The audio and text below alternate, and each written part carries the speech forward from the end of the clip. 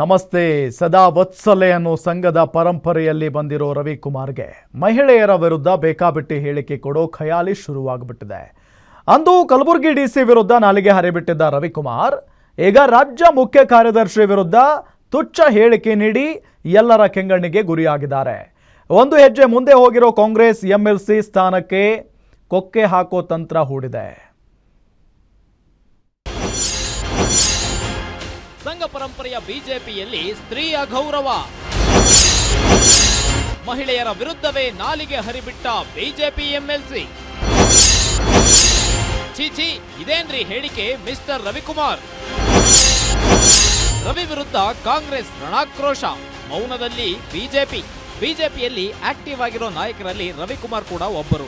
ಸರ್ಕಾರದ ವೈಫಲ್ಯದ ವಿರುದ್ಧ ಆಗಾಗ ರವಿಕುಮಾರ್ ಕಿಡಿಕಾರ್ತಿರ್ತಾರೆ. ಆದ್ರೆ ಅವರೇ ಆಗಾಗ ನೀಡುವ ಹೇಳಿಕೆಗಳು ದೊಡ್ಡ ದೊಡ್ಡ ವಿವಾದಕ್ಕೂ ಕಾರಣ ಆಗಿರುತ್ತವೆ. ಇದೀಗ ಅಂತಹದ್ದೇ ಒಂದು ಹೇಳಿಕೆ ನೀಡಿ ಮತ್ತೊಂದು ವಿವಾದವನ್ನ ರವಿಕುಮಾರ್ ತಮ್ಮ ಮೈ ಮೇಲೆ ಎಳೆದುಕೊಂಡಿದ್ದಾರೆ. ರವಿಕುಮಾರ್ ವಿರುದ್ಧ ಎಫ್ಐಆರ್ ದಾಖಲಾಗಿದ್ದು, ಕಾಂಗ್ರೆಸ್ ನಾಯಕರು ಆಕ್ರೋಶ ಹೊರಹಾಕಿ ವಿಧಾನ ಪರಿಷತ್ ಸ್ಥಾನದಿಂದ ವಜಾಗೊಳಿಸಲು ಒತ್ತಾಯಿಸಿದ್ದಾರೆ.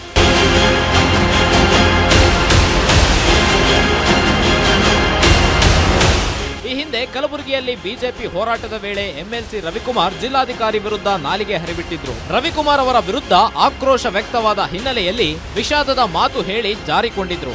ಆದ್ರೆ ಇದೀಗ ಅಂತಹದ್ದೇ ಮತ್ತೊಂದು ಹೇಳಿಕೆ ನೀಡೋ ಮೂಲಕ ರವಿಕುಮಾರ್ ಮತ್ತೆ ವಿವಾದ ಸೃಷ್ಟಿಸಿದ್ದಾರೆ. ಅದರಲ್ಲೂ ಸರ್ಕಾರದ ಮುಖ್ಯ ಕಾರ್ಯದರ್ಶಿ ಶಾಲಿನಿ ರಜನೀಶ್ ಅವರ ಬಗ್ಗೆ ಹಗುರವಾಗಿ ಮಾತಾಡೋ ಮೂಲಕ ಬಿಜೆಪಿಗೆ ಮುಜುಗರ ತಂದಿದ್ದಾರೆ. ರವಿಕುಮಾರ್ ಹೇಳಿಕೆ ಖಂಡಿಸಿ ಕಾಂಗ್ರೆಸ್ ನಿನ್ನೆಯೇ ವಿಧಾನಸೌಧ ಪೊಲೀಸ್ ಠಾಣೆಗೆ ದೂರು ನೀಡಿತ್ತು. ರವಿಕುಮಾರ್ ವಿಡಿಯೋ ಮಾಧ್ಯಮಗಳಲ್ಲಿ ಪ್ರಸಾರ ಆಗ್ತಿದ್ದಂತೆ ಇತ್ತ ರವಿಕುಮಾರ್ ವಿರುದ್ಧ ಕೈಪಡೆ ಮುಗಿಬಿದ್ದಿದೆ. ಬಿಜೆಪಿ ನಾಯಕರ ಸಂಸ್ಕೃತಿಯೇ ಇಂತಹದ್ದು ಅಂತ ಲಕ್ಷ್ಮಿ ಹೆಬ್ಬಾಳ್ಕರ್ ರವಿಕುಮಾರ್ ವಿರುದ್ಧ ಆಕ್ರೋಶ ಹೊರಹಾಕಿದ್ದಾರೆ. ಮುಖ್ಯಮಂತ್ರಿಗಳೇ ಇದ್ರ ಬಗ್ಗೆ ರಿಯಾಕ್ಟ್ ಮಾಡಿದಾರಲ್ಲ, ಹೋಮ್ ಮಿನಿಸ್ಟರ್ ಕೂಡ ರಿಯಾಕ್ಟ್ ಮಾಡಿದ್ದಾರೆ. ನಾವ್ ಯಾವುದೇ ಕಾರಣಕ್ಕೂ ಅವ್ರನ್ನ ವಿಆರ್ಎಸ್ ತಗೊಳ್ಳಿಕ್ಕೆ ಬಿಡೋದಿಲ್ಲ, ನಾವು ಕರೆದು ಮಾತಾಡ್ತೀವಿ ಅಂತ ಹೇಳಿದಾರಲ್ಲ. ಡ್ಯೂಟಿಗೆ ಹಾಜರಾಗಿದ್ದಾರೆ, ವಾಪಸ್ ತಗೊಂಡಿದಾರಂತ, ಡ್ಯೂಟಿಗೆ ಹಾಜರಾಗಿ. ವಿಧಾನ ಪರಿಷತ್ ಸದಸ್ಯ ರವಿಕುಮಾರ್ ಹೇಳಿಕೆ ರಾಜ್ಯ ಬಿಜೆಪಿಯನ್ನ ಮತ್ತೆ ಸಂಕಷ್ಟಕ್ಕೀಡು ಮಾಡಿದೆ. ಅಲ್ಲದೆ ಬಿಜೆಪಿ ವಿರುದ್ಧ ಕಾಂಗ್ರೆಸ್ ಅಸ್ತ್ರವನ್ನಾಗಿಸಿದ್ದು, ರವಿಕುಮಾರ್ ರಾಜೀನಾಮೆಗೆ ಒತ್ತಾಯಿಸಿ ಹೋರಾಟದ ಎಚ್ಚರಿಕೆ ನೀಡಿದೆ. ಇತ್ತ ಕಾಂಗ್ರೆಸ್ನ ನಿಯೋಗ ವಿಧಾನ ಪರಿಷತ್ನ ಸಭಾಪತಿ ಬಸವರಾಜ ಹೊರಟ್ಟಿ ಭೇಟಿಯಾಗಿ ದೂರು ನೀಡಿದ್ದಾರೆ. ಕೂಡಲೇ ರವಿಕುಮಾರ್ ಅವರನ್ನ ಪರಿಷತ್ ಸ್ಥಾನದಿಂದ ವಜಾಗೊಳಿಸಬೇಕು ಎಂದು ಆಗ್ರಹಿಸಿದ್ದಾರೆ. ಈಗಾಗಲೇ ನಾವು ಕಂಪ್ಲೇಂಟ್ ಕೊಟ್ಟಿದ್ದೀವಿ, ಆಕ್ಷನ್ ತಗೋಬೇಕಂತ ಹೇಳಿದ್ದೀವಿ, ಡಿಸ್ಕ್ವಾಲಿಫೈ ಮಾಡಿ ಅಂತ ಹೇಳಿದ್ರೆ ಮಾಡಿ ಅಂತ ಒತ್ತಾಯ ಮಾಡಿದ್ದೀವಿ. ರವಿ ಒಬ್ಬ ಅಯೋಗ್ಯ ಅಂತ ಹೇಳಬೇಕಾಗ್ತದೆ. ಸ್ವಲ್ಪನೂ ಜ್ಞಾನ ಇಲ್ಲ, ಮಾನ ಮರ್ಯಾದೆ ಇಲ್ಲ. ಮಹಿಳೆಯರ ಬಗ್ಗೆ ಈ ರೀತಿ ಮಾತಾಡೋದ? ಅವರ ಪಕ್ಷದ ಮುಖಂಡರು ಹೇಳಬೇಕೀಗ, ರವಿ ಮಾತಾಡಿ ಸರಿ ಅಂತ ಒಪ್ಕೊಂಡ್ರೆ ಅದಕ್ಕೆ ಮತ್ತಕ್ಕ ಉತ್ತರ ಕೊಡ್ತೀವಿ, ಇಲ್ಲಾಂದರೆ ಕೂಡಲೇ ಅವ್ರ ಮೇಲೆ ಅವ್ರನ್ನ ಎಕ್ಸ್ಪೆಲ್ ಮಾಡಬೇಕು. ಅದರಿಂದ ಬಿ ಜೆ ಪಿ ಅವ್ರಿಗೆ ನಾವು ತಮ್ಮ ಮೂಲಕ ಕೇಳೋಕ್ಕೆ ಪ್ರಯತ್ನ ಮಾಡ್ತಾ ಇದ್ದೀನಿ. ನಾನು ಹಿನ್ನೆಲೆಯಲ್ಲಿ ಈಗಾಗಲೇ ಸಾಕಷ್ಟು ಟೀಕೆ ಬಂದಿದೆ. ಇದು ಈಸ್ ಎ ಹ್ಯಾಬಿಚುವಲ್ ಅಫೆಂಡರ್. ಈಗಾಗಲೇ ಗುಲ್ಬರ್ಗಲ್ಲಿ ಕೂಡ ಇದೇ ರೀತಿ ಮಾತಾಡಿದರು, ಹೈಕೋರ್ಟಲ್ಲಿ ಚೀಮಾರಿ ಹಾಕಿದ್ರು, ಆದರೂ ಕೂಡ ಅವ್ರಿಗೆ ಇನ್ನೂ ಬುದ್ಧಿ ಬಂದಿಲ್ಲ. ಒಬ್ಬ ಅಯೋಗ್ಯ ಮುಖಂಡ ಹೇಳಬೇಕಾಗ್ತದೆ, ಅವರು ಕ್ಷಮಾಪಣೆ ಕೇಳಬೇಕು. ಅದೇ ರೀತಿ ಚೇರ್ಮನ್ರು ಅವ್ರನ್ನ ಡಿಸ್ಕ್ವಾಲಿಫೈ ಮಾಡಬೇಕಂತ ನಾವು ಒತ್ತಾಯ ಮಾಡ್ತಾ ಇದ್ದೀವಿ.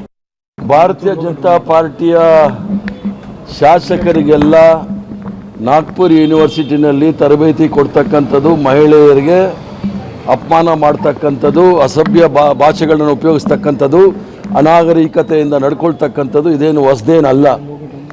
ಇಡೀ ದೇಶದಲ್ಲಿ ನೀವು ಭಾರತೀಯ ಜನತಾ ಪಾರ್ಟಿಯ ನಾಯಕರನ್ನು ನೋಡಿ, ಅದು ಪ್ರಧಾನಮಂತ್ರಿ ನರೇಂದ್ರ ಮೋದಿ ಅವರಿಂದ ಹಿಡಿದು ಅಮಿತ್ ಶಾ ಅವರಿಂದ ಹಿಡಿದು ಇಲ್ಲಿ ರವಿಕುಮಾರ್ ಅವ್ರಿಗೂ ನೋಡಿದಾಗ ಬರೀ ಮಹಿಳೆಯರ ವಿರುದ್ಧ ಮಾತಾಡ್ತಕ್ಕಂಥದ್ದು, ಅದು ಸಹ ಅನಾಗರಿಕ ರೀತಿಯಿಂದ ಮಾತಾಡ್ತಕ್ಕಂಥದ್ದು. ಆದರೆ ಅವರ ಸಂಸ್ಕಾರ ಸಂಸ್ಕೃತಿ ಅಂತ ಹೇಳ್ತಕ್ಕಂಥ ಜನ ಎಷ್ಟು ನೀಚ ಮಟ್ಟಕ್ಕೆ ಹೋಗ್ತಾರೆ ಅನ್ನೋದು ಭಾಳ ಸ್ಪಷ್ಟವಾಗಿ ತೋರಿಸ್ತಾ ಇದ್ದಾರೆ. ಸರ್ಕಾರದ ವಿರುದ್ಧ ಹೋರಾಟ ನಡೆಸುವ ಭರದಲ್ಲಿ ರವಿಕುಮಾರ್ ಸರ್ಕಾರದ ಕಾರ್ಯದರ್ಶಿ ವಿರುದ್ಧವೇ ನಾಲಿಗೆ ಹರಿಬಿಟ್ಟು ಎಡವಟ್ಟು ಮಾಡಿಕೊಂಡಿದ್ದಾರೆ. ಅದರಲ್ಲೂ ಮಹಿಳಾ ಅಧಿಕಾರಿಗೆ ಅಪಮಾನ ಮಾಡಿರೋದನ್ನ ಕಾಂಗ್ರೆಸ್ ಗಂಭೀರವಾಗಿ ತೆಗೆದುಕೊಂಡಿದೆ. ಇತ್ತ ರವಿಕುಮಾರ್ ಹೇಳಿಕೆ ವಿರುದ್ಧ ಕಾಂಗ್ರೆಸ್ ದೂರು ನೀಡಿದ್ದು, ವಿಧಾನಸೌಧ ಪೊಲೀಸ್ ಠಾಣೆಯಲ್ಲಿ ಎಫ್ಐಆರ್ ದಾಖಲಾಗಿದೆ. ಏನೋ ಮಾಡಲು ಹೋಗಿ ಇನ್ನೇನೋ ಆಯ್ತು ಅನ್ನೋ ಹಾಗೆ ಬಿಜೆಪಿ ಪರಿಸ್ಥಿತಿಯಾಗಿದ್ದು, ರವಿಕುಮಾರ್ಗೆ ಬಂಧನದ ಭೀತಿ ಎದುರಾಗಿದೆ. Durgesh Naik, political bureau, guarantee news.